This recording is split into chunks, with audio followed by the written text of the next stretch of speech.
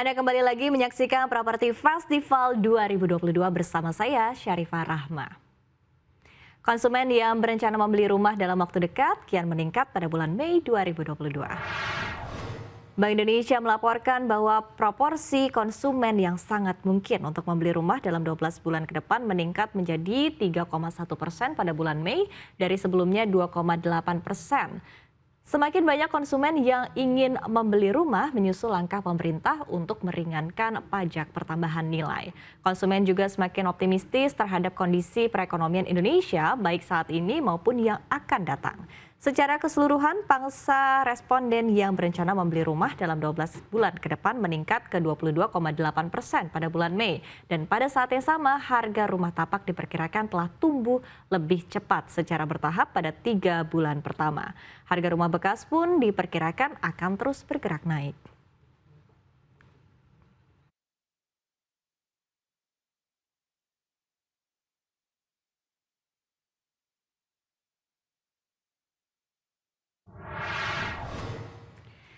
Iya, seiring dengan pemulihan ekonomi di sepanjang tahun 2022 ini, geliat pembelian rumah pun diperkirakan akan terus naik. Namun seperti apa nasib para pekerja atau mungkin kaum milenials yang masih merasa kesulitan untuk mendapatkan KPR di era suku bunga rendah yang diperkirakan akan segera berakhir. Nah, ingin punya rumah? Yuk cek alternatif pembiayaan syariah menjadi tema Properti Festival pada segmen ini. Dan saya akan langsung membahasnya bersama dengan Bapak Taufik Al-Jufri selaku CEO dan founder dari PT Dana Syariah Indonesia yang sudah langsung bergabung bersama kami langsung dari studio CNBC Indonesia. Selamat sore Pak, apa kabar? Assalamualaikum. Waalaikumsalam warahmatullahi wabarakatuh. Terima kasih atas waktunya untuk CNBC Indonesia. Dan tadi kita sudah melihat ya Pak ya informasinya bahwa memang hingga saat ini tampaknya optimisme ataupun juga semangat dari khususnya anak muda ya kaum milenials untuk memiliki rumah ini kan juga terus semakin besar begitu. Tapi kadang-kadang juga ada kendala dalam hal untuk mengajukan KPR-nya ataupun juga harga rumah yang sudah meningkat. Nah, tapi sebelum kita membahas nanti kira-kira seperti apa sih cara-cara yang sebetulnya bisa dilakukan oleh para konsumen, kita akan bertanya dulu dari segi trennya. Seperti apa sih sebetulnya tren untuk pembelian rumah saat ini? Ya, alhamdulillah tren dari segi kepemilikan rumah saat ini meningkat drastis ya sejak berakhirnya PPKM ya, berkurangnya PPKM sehingga orang-orang yang sudah niat untuk membeli rumah itu mulai merealisasikan pembeliannya saat ini gitu.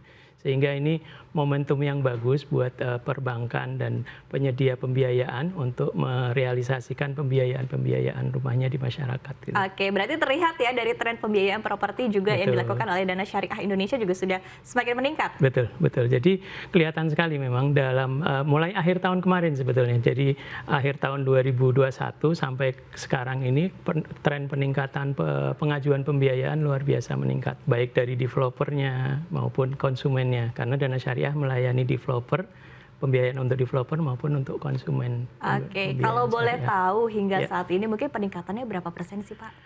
Kalau yang kami rasakan ya di Dana Syariah ya, peningkatannya ini bisa sampai 110-an persen ya. Wow, iya. Ya, jadi yang mengajukan pengajuan pembiayaan baik dari developer maupun dari konsumen itu luar biasa besar. Oke, nah tadi ya di tengah euforia ataupun juga semangat dari para masyarakat yang ingin membeli rumah begitu, mungkin bisa dijelaskan lagi begitu ya dari Dana Syariah Indonesia sendiri sebetulnya produk-produknya seperti apa sih, apa yang disasar begitu oleh Dana Syariah Indonesia? Ya, jadi saya jelaskan dulu mungkin di awal ini Dana Syariah itu aplikasi yang bisa digunakan oleh masyarakat untuk memproduktifkan dananya secara syariah bagi orang yang memiliki dana lebih. Itu di satu sisi. Kemudian di sisi lain, bagi masyarakat yang menginginkan pembiayaan untuk properti, baik itu developer ya, perorangan misalnya, itu bisa mengajukan pembiayaan ke Dana Syariah, maupun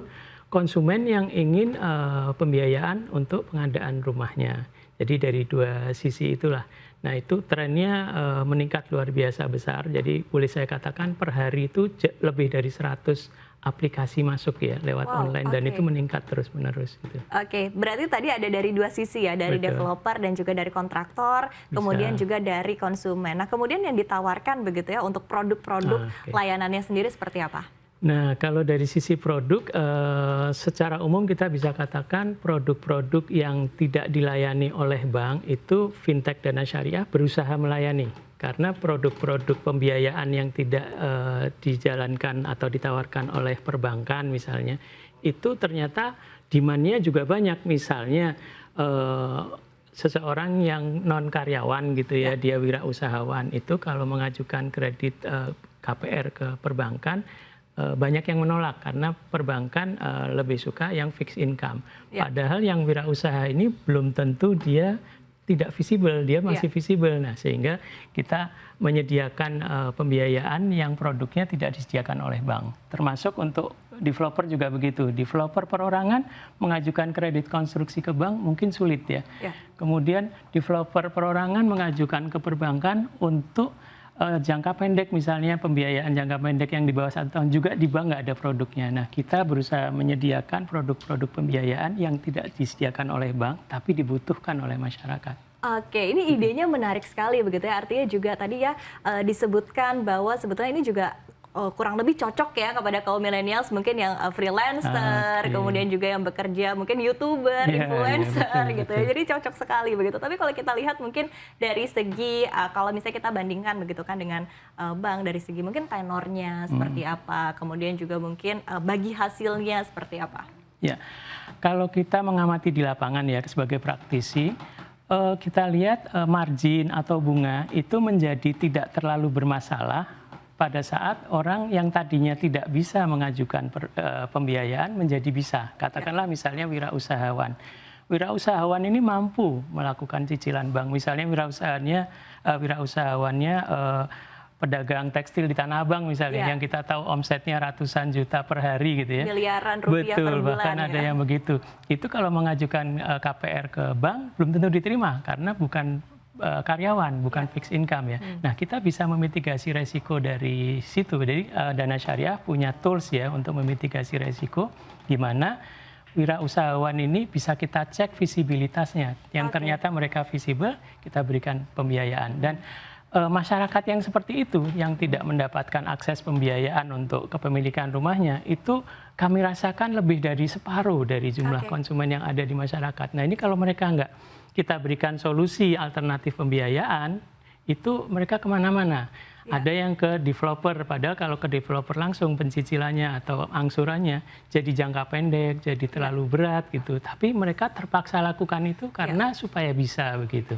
Oke, berarti kalau misalnya untuk membeli rumah begitu, ini kan juga kan jangka panjang tentunya. Tadi kan tenornya sempat disebutkan juga ya, hingga 15 tahun begitu ya ke depan. Nah, tapi kalau dari segi mungkin untuk mitigasi resiko, sekali lagi karena tadi kan pendapatannya juga tidak fixed income setiap bulan begitu. Artinya ada potensi bahwa mungkin di bulan ini penghasilannya miliaran rupiah, tapi mungkin di tahun keberapa juga bisa jadi, itu tentu tidak kita harapkan ya, tapi bisa jadi juga kan pendapatannya berkurang begitu. Nah, ini untuk mitigasi resiko dalam jangka panjang sendiri seperti apa sih? Jadi kalau kita kenal di bank itu mitigasi resiko ada 5C yang terkenal gitu ya, ada kapabilitas, ada capacity dan lain-lain ya, sampai ke kolateral atau jaminan ya. Nah, Dana Syariah karena memang kita fokusnya hanya di bidang properti, maka kita menggeser prioritas 5C itu bobotnya agak banyak di kolateral. Karena dengan kolateral yang kita kuasai dan kita mitigasi di awalnya, kolateral yang menjadi agunan di Dana Syariah itu kolateral yang liquid gitu. Mungkin bank tidak sedetail itu pada saat mengkaji kolateral karena memang bank tidak spesialisasi di properti. Tapi Dana Syariah karena spesialisasi di situ, maka kita bisa memitigasi resiko dan menganalisis yang agunannya ini liquid. Itulah menjadi pintu terakhir kalau terjadi gagal bayar. Walaupun alhamdulillah sampai saat ini minim sekali gagal bayar. Menurut pengalaman kita yang 5 tahun ini sangat kecil. Sangat kecilnya itu berapa persen sih sebetulnya gagal bayar? Nah, kalau dilihat TKB atau tingkat keberhasilan Dana Syariah ini 99,85% lebih gitu. Jadi ini alhamdulillah baik ya. Walaupun ada gagal bayar, tapi gagal bayarnya di saat PPKM kemarin lebih ke penundaan waktu. Misalnya bulan ini mereka nggak bisa bayar, tapi bulan depan mereka 2 kali bayarnya atau bulan ketiga gitu. Sebelum sampai kita masukkan ke macet gitu. tapi Oke. sudah bisa bayar. Gitu. Oke, tapi ini menarik sekali begitu ya melihat sepertinya sudah muncul alternatif untuk skema pembiayaan, untuk membeli rumah tentunya, yang mana kadang-kala ini juga menjadi satu tantangan begitu, khususnya bagi kaum milenials. Nah, kemudian terkait dengan dari segi prosedur, seperti apa sih sebetulnya prosedur yang harus dilalui untuk mengajukan pinjaman dana? Betul.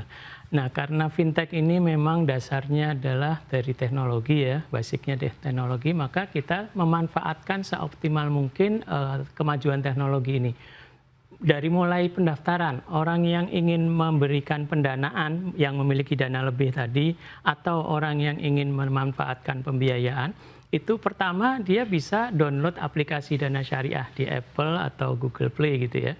Setelah mendownload, mereka cukup seperti kalau kita mau jadi member toko online ya, mungkin sangat terbiasa sekali, Iva mungkin beli cabai atau apa bisa online gitu ya. Ya. Nah, semudah itu sebetulnya. Jadi bagi yang punya dana lebih juga semudah itu, dia masuk menjadi member, kemudian memberikan pendanaannya ke proyek-proyek yang kita tawarkan, dan itu tidak harus besar ya, 1 juta boleh atau kelipatannya. Jadi mahasiswa juga bisa, ibu rumah tangga yang dapat kelebihan dari suami bulanan juga bisa gitu ya. Masuk, kemudian di situ ada pilihan mau menjadi pendana yang kelebihan dana atau mau menjadi mengajukan pembiayaan, baik itu konsumen KPR ya atau developer properti. Ya. Nah, di situ tinggal diikuti alurnya, mudah sekali, semudah belanja online, gampangannya begitu. Oke, berarti bahkan dari dua sisi juga ya, apakah mau meminjamkan dana Betul. ataupun juga tadi ya mau atau justru menjadi peminjamnya begitu ya. Betul. Nah, kemudian tadi sempat disebutkan begitu kan bahwa trennya juga sudah meningkat. Ya. Nah, tapi dari segi total penyaluran pendanaan dari Dana Syariah sejauh ini sudah dipinjamkan kepada berapa lender dan mungkin total dananya berapa sih? Ya. Sejauh ini sejak kita 2018 mendapatkan status terdaftar dari OJK dan kita mulai beroperasi sampai hari ini itu sudah 2,1 triliun lebih yang sudah kita salurkan ke pihak untuk pembiayaan ya, dan itu sama dengan jumlah dana yang kita himpun dari pendana, karena Dana Syariah ini hanya mediator gitu ya, dana yang masuk langsung keluar ke proyek-proyek itu. Jadi sudah 2,1 triliun lebih dan itu meningkat tiap waktu. Kemudian jumlah borrower atau pihak yang menggunakan dana ini baik dari konsumen KPR maupun developer itu sudah ribuan ya, ratusan sampai ribuan ya, sudah ribuan, 2.000 lebih kurang lebih, karena tiap hari bergerak terus gitu. Oke, berarti banyak juga begitu karena baru 5 tahun berdiri begitu kan sebetulnya. Karena antusiasme masyarakat luar biasa. Iya, baiklah, karena tadi dibutuhkan begitu oleh masyarakat. Betul. Oke, Pak Taufik, ini masih menarik sekali diskusi kita dan kita masih akan membahas begitu terkait seperti apa nanti dari segi kondisinya di tahun 2022, apalagi juga ada tantangan begitu ya di sepanjang tahun ini. Tapi kita akan lanjutkan usai jeda berikut ini dan jangan kemana-mana karena Dialog Properti Festival 2022 akan kembali usai jeda berikut ini. Tetaplah bersama kami.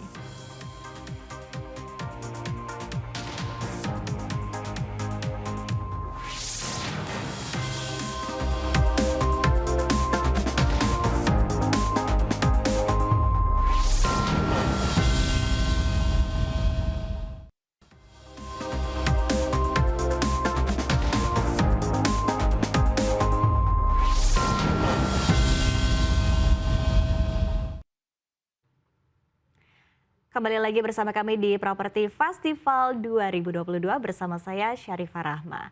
Dan kita masih membahas ingin punya rumah, yuk cek alternatif pembiayaan syariah. Bersama dengan Bapak Taufik Al-Jufri selaku CEO dan founder dari PT Dana Syariah Indonesia. Pak Taufik, kita lanjutkan kembali diskusi kita. Tadi yang menarik sempat di-mention begitu kan bahwa dana yang tersalurkan untuk yang sudah dipinjamkan begitu kepada masyarakat ini mencapai 2,1 triliun rupiah. Ya. Nah, sumber pendanaan ataupun juga pengumpulan untuk dana ini sendiri dari mana sih? Ya, pertama sebagian besar ya 95% lebih dari masyarakat umum. Ada yang mahasiswa, ada yang ibu rumah tangga, ada yang pensiunan gitu ya. Karena memang kita sediakan minimal pendanaan itu 1 juta atau bisa kelipatannya. Bisa 1 juta, 10 juta, 100 juta, mau 1 miliar bisa melalui online tadi. Jadi cukup lewat aplikasi Dana Syariah yang seperti belanja online itu kita bisa memasukkan dana. Jadi terkumpul selama ini sebagian besar dari masyarakat umum itu yang dipakai untuk disalurkan ke proyek-proyek. Dan uniknya karena ini menggunakan fintech gitu ya, si pendana itu, pemilik dana memilih sendiri uangnya akan dimasukkan di proyek yang mana. Jadi seperti kita memilih barang pada saat beli belanja online gitu. Oke, ini menarik ya kalau kita lihat kan artinya bisa dari dua sisi kan, dari sisi peminjam dan juga mungkin dari sisi investor yang ingin menaruhkan dananya menjadi lender begitu kan dalam Dana Syariah Indonesia sendiri. Nah tadi berarti untuk minimalnya tadi 1 juta rupiah 1 juta begitu. atau kelipatannya. Oke, kalau untuk dari segi marginnya sendiri berapa persen sih Pak? Kalau margin ini tergantung proyeknya. Jadi kita berusaha supaya marginnya ini fair gitu ya, di tengah-tengah. Satu sisi lender pemilik dana ingin marginnya tinggi, tapi kalau marginnya terlalu tinggi ditambah lagi platform fee untuk dana syariah menjadi terlalu tinggi untuk borrower, kita juga kasihan dengan borrowernya si pemilik proyek, sehingga dana syariah menjembatani itu. Nah sampai hari ini yang kisaran marginnya secara syariah adalah mulai 12% sampai 16%. Gitu. Ada yang 12, ada yang 13, ada yang 14, ada yang 15, ada yang 16. Oke, cukup menarik ya Pak? Iya, tentu yang membedakan itu adalah dari grade. Kita memberikan grade. Kalau ada asuransinya full sampai 100%, 12 lebih rendah ya. Tapi kalau yang tidak ada asuransi tapi ada agunan bisa di 13, 14, 15 dan seterusnya. Iya, apalagi tadi TKB-nya juga 99% ya. Betul, ini terbukti sampai 5 tahun ini TKB kita 99,85 lebih gitu. Oke, ini menarik ya, artinya juga tadi di satu sisi juga bisa untuk bagi para peminjam, kemudian di sisi lain juga bisa untuk meminjamkan begitu. Nah kemudian kalau kita lihat juga dari balik lagi begitu ya kepada dana ini juga bisa disalurkan, tadi kan bisa ke konstruksi, kemudian juga bisa ke developer begitu, kepada kontraktor dan juga developer. Nah untuk dua proyek ini sendiri ataupun juga untuk kedua peminjam ini sendiri, hal-hal apa saja sih Pak yang ditawarkan sebetulnya? Jadi kalau kita bagi dua besar itu pelaku usaha properti seperti developer, kontraktor gitu ya, kemudian di sisi lain ada konsumen KPR. Nah kita menyediakan pembiayaan yang produknya tidak disediakan oleh bank. Misalnya kalau untuk developer perorangan mengajukan kredit konstruksi ke bank, tidak bisa karena perorangan. Syaratnya bank adalah PT gitu ya. Kemudian kredit konstruksi untuk developer yang ingin mengajukannya hanya bridging jangka pendek 1 tahun. Bank juga nggak menyediakan produknya, padahal mereka membutuhkan. Itulah yang kita berikan solusi kepada si developer itu untuk bisa mendapatkan pembiayaan melalui dana syariah. Jadi dana syariah melayani pembiayaan yang tidak dilayani oleh bank dari sisi itu. Kemudian dari sisi konsumen, KPR juga begitu. Bank hanya melayani KPR untuk fixed income atau pegawai yang gajian gitu ya. Sementara pegawai yang gajian ini hanya mungkin 20% dari total konsumen yang ada di masyarakat gitu. Yang 80% kemana ini gitu kan. Nah kita memberikan solusi itu. Jadi non fixed income seperti wirausaha, artis, YouTuber gitu ya. Itu bisa mengajukan ke kita. Tentu kita punya cara mitigasi resiko yang mana bukan berarti kalau unbankable atau tidak bisa mengajukan ke bank artinya itu beresiko, bukan. Tapi memang bank tidak menyediakan produk itu sehingga kita melakukan mitigasi resiko yang akurat juga. Gitu. Nah sebetulnya kalau kita lihat dari bisnis ya begitu kan, dari strategi bisnis di awal ini kan juga sudah sangat jelas begitu kan, menargetkan tadi masyarakat yang unbankable. Tapi kalau kita lihat mungkin dari prospeknya untuk jangka panjang sendiri seperti apa sih? Ya. Luar biasa, maksudnya karena yang tidak terlayani kan lebih besar daripada yang terlayani ya. Sehingga mereka, si konsumen ini tidak masalah dengan rate margin. Sehingga mereka tidak peka, artinya rate marginnya relatif tinggi pun tidak masalah asal mereka bisa. Karena kondisinya mereka awalnya tidak bisa, tidak mendapatkan akses di bank untuk mendapatkan pembiayaan itu. Nah dana syariah hadir membuat yang tidak bisa tadi menjadi bisa. Sehingga rate marginnya naik-naik dikit masih nggak masalah daripada mereka nggak punya rumah. Nah, jadi prospeknya luar biasa sehingga bank pun mulai sekarang berkolaborasi dengan fintech dana syariah ya.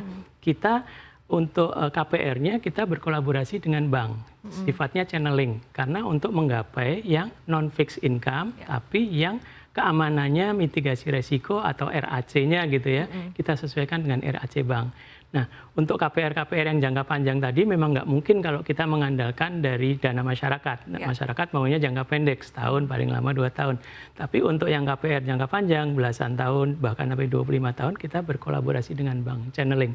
Dan sekarang sudah ada beberapa bank yang sudah bekerja sama dengan Dana Syariah. Oke, nah tapi kalau kita bedah lagi dari segi mungkin regulasi, kemudian juga dari segi pengawasan dari OJK sendiri seperti apa? Ya, pengawasan OJK diantaranya batas limit pembiayaan itu sampai hari ini belum dinaikkan dari awal berdiri yaitu 2 miliar. Walaupun memang kalau developer kebutuhannya bisa sampai 10 miliar, tapi memang karena OJK melihat ini industrinya baru gitu ya, jadi masih akan mengukur dulu dampaknya jangka panjang seperti apa. Dan alhamdulillah sampai 5 tahun ini pembiayaan kita ke developer alhamdulillah bagus, sehingga kita pun melalui asosiasi mengajukan ke OJK bisa nggak ya untuk developer limitnya dinaikkan dari 2 menjadi 5 misalnya gitu. Tapi itu salah satu regulasi dari OJK untuk mengamankan ini. Dicoba dulu dengan 2 miliar. Mungkin nanti suatu saat akan dikaji juga oleh OJK ini bisa menjadi 5 miliar. Dan yang paling penting dan perlu di-highlight ini juga bahwa ini sudah diawasi ya oleh OJK. Iya betul. Jadi Dana Syariah ini yang sudah diawasi oleh OJK, berizin dan diawasi oleh OJK. Nah kemudian kalau kita bahas terkait dengan kondisi saat ini yang juga menjadi perhatian masyarakat, ini juga kan di tengah inflasi, kemudian juga ancaman inflasi tentunya, kemudian di satu sisi juga bahwa Bank Indonesia ke depannya juga akan mengikuti suku bunga acuan, menaikkan suku bunga acuan, begitu mengikuti kebijakan dari The Fed. Kira-kira seperti apa sih Anda melihat nih ya sebagai pelaku usaha untuk pendanaan di sektor properti, melihat kira-kira ke depannya untuk pasar properti kita? Ya. Oke, jadi sekarang di era tren bunga atau margin yang naik ini ya, itu karena Dana Syariah itu masuk ke segmen konsumen yang tadinya tidak terlayani menjadi kita layani, yang tadinya nggak bisa menjadi bisa, maka margin, bunga, dan lain-lain itu tidak terlalu masalah. Karena mereka daripada tidak bisa gitu ya. Jadi naik margin sesuai dengan kondisi saat ini, naik-naik dikit, yang penting mereka bisa. Daripada tidak bisa gitu kan. Itu jadi prospek itu tetap cerah di saat era suku bunga naik atau margin kalau di syariah naik, kita bisa tetap memberikan solusi ke masyarakat. Artinya lebih tidak terdampak ya, lebih resilient begitu ya. Karena tadi mau marginnya berapapun juga masyarakat yang ingin memiliki rumah juga akan kekeh begitu ketika mendapatkan jalannya melalui Dana Syariah Indonesia. Jadi solusinya dari yang tidak bisa menjadi bisa. Soal rate itu mereka masih bisa kompromi. Toh sekarang ini mereka kalau nggak bisa dilayani bank, akhirnya kreditnya langsung ke developer cuma 5 tahun dengan margin tinggi, berat juga gitu kan. Nah kemudian ini mungkin pertanyaan terakhir Pak Taufik. Apakah Anda optimis bahwa tahun ini ya setelah 2 tahun kita dihantam oleh pandemi COVID-19, kemudian juga tahun ini sudah mulai terlihat begitu ya geliat pemulihan ekonomi meskipun sebetulnya juga banyak tantangan termasuk tadi inflasi dan juga kenaikan suku bunga. Apakah Anda optimis bahwa tahun ini juga bisa menjadi tahun kebangkitan untuk sektor properti? Betul, dan itu bukan cuma optimis, memang sudah berjalan. Sejak akhir tahun kemarin sudah kita rasakan dan perbankan juga merasakan itu. Nah, Dana Syariah sebagai produk komplementer yang melengkapi produk perbankan ini jalan seiring dengan bank. Jadi kita dengan bank tidak bersaing, tapi melengkapi. Yang tidak ada produknya di bank, ada di kita. Sehingga kita menyongsong kebangkitan properti ini ya bersama gitu. Termasuk fintech lain yang menyediakan pembiayaan properti, kita juga tidak bersaing, tapi kita kawan untuk melayani masyarakat supaya terinklusi, bisa punya rumah dengan mudah, murah gitu. Dan bisa, yang tadinya nggak bisa menjadi bisa. Berarti tadi sekali lagi yang perlu di-highlight juga adalah untuk melengkapi begitu ya, yang tidak bisa di-approach oleh bank begitu ya, sehingga tadi akhirnya bisa menciptakan inklusivitas begitu ya untuk masyarakat. Dan perlu saya tambahkan, yang tidak bankable itu bukan berarti tidak layak. Gitu kuncinya. Tapi tidak bankable-nya banyak yang karena memang produk itu tidak ada di bank. Gitu. Ini menarik sekali Pak Taufik, terima kasih sekali waktunya dan juga tadi ya atas insight-insightnya, dan kita harapkan ini juga bisa bermanfaat tentunya bagi pemirsa CNBC Indonesia, baik ya tengah pusing mencari pendanaan begitu ya untuk membiayai rumah ataupun juga KPR, atau tadi yang ingin berinvestasi juga menarik begitu ya, bisa ke Dana Syariah Indonesia begitu. Terima kasih sekali Pak Taufik sekali lagi atas waktunya selaku CEO dan juga founder dari PT Dana Syariah Indonesia. Sukses dan sehat selalu untuk Anda tentunya Pak. Terima kasih. Assalamualaikum warahmatullahi wabarakatuh. Waalaikumsalam warahmatullahi wabarakatuh. Ya, dan informasi tema kita hari ini, ingin punya rumah? Ayo cek alternatif pembiayaan syariah didukung oleh Dana Syariah. Ayo hijrah finansial. Ya, dan demikian Properti Festival 2022 hari ini. Terus saksikan Properti Festival dari 21 hingga 24 Juni di CNBC Indonesia dengan tema Ekonomi Pulih, Sektor Properti Bangkit Kembali. Dan Anda akan menemukan beragam peluang untuk bisa mendapatkan rumah-rumah impian. Ya, dalam memeriahkan Properti Festival kali ini, CNBC Indonesia akan bagi-bagi kado berupa alat-alat rumah tangga yang bisa mengisi hunian impian Anda. Tonton terus CNBC Indonesia dari 21 hingga 24 Juni 2022. Ya, dan demikian Properti Festival 2022 hari ini. Terus saksikan Properti Festival dari 21 hingga 24 Juni di CNBC Indonesia dengan tema Ekonomi Pulih, Sektor Properti Bangkit Kembali. Dan saya Syarifah Rahma mewakili Safinas Nasyar pamit undur diri dan pastikan Anda menjaga kesehatan diri dan keluarga Anda. CNBC Indonesia, Beyond Business.